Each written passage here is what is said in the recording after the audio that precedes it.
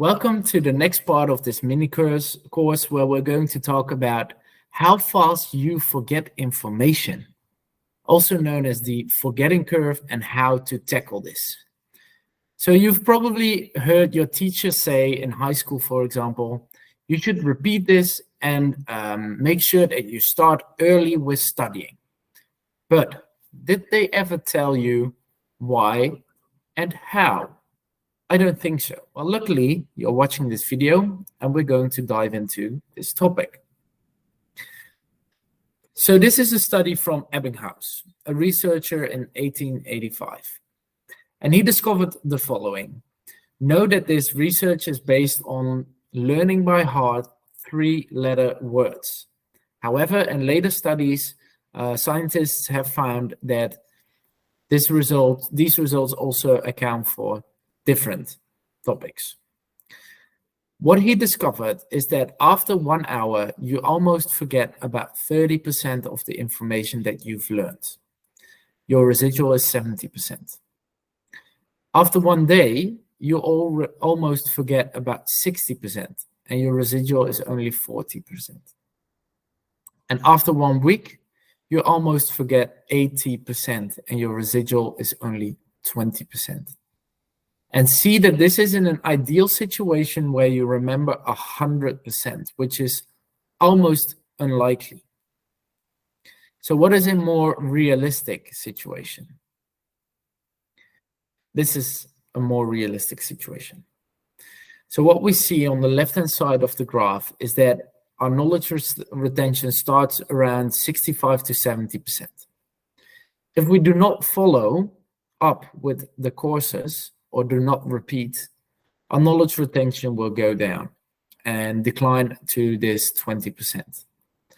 And then after 4 weeks, when the exams are coming up, we need to recover a lot of information.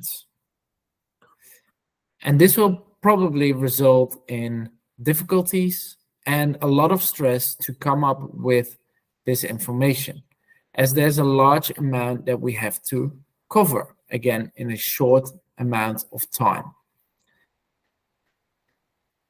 Besides that, students fall into the trap of recognition.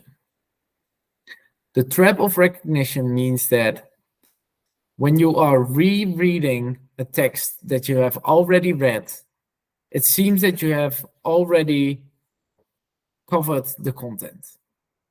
And your brain will probably say to you, yes, I know this.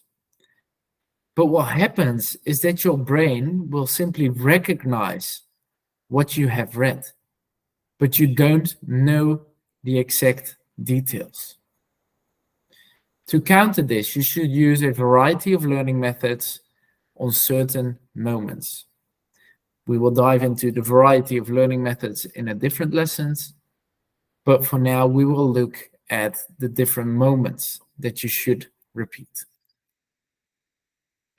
The solution is to repeat at least 4 times before exams are coming up.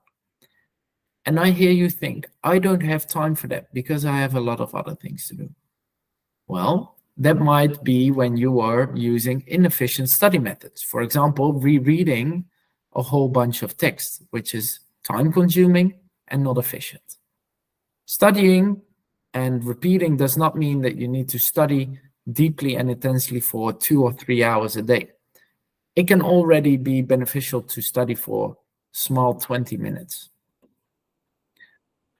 So what will make the difference here is that when you study on the same day, ideally after 1 hour, you only have to repair 30%. After 1 day, you only have to repair 20%. Why? Because the learning curve is getting less steep every time we repeat and revise our study subjects.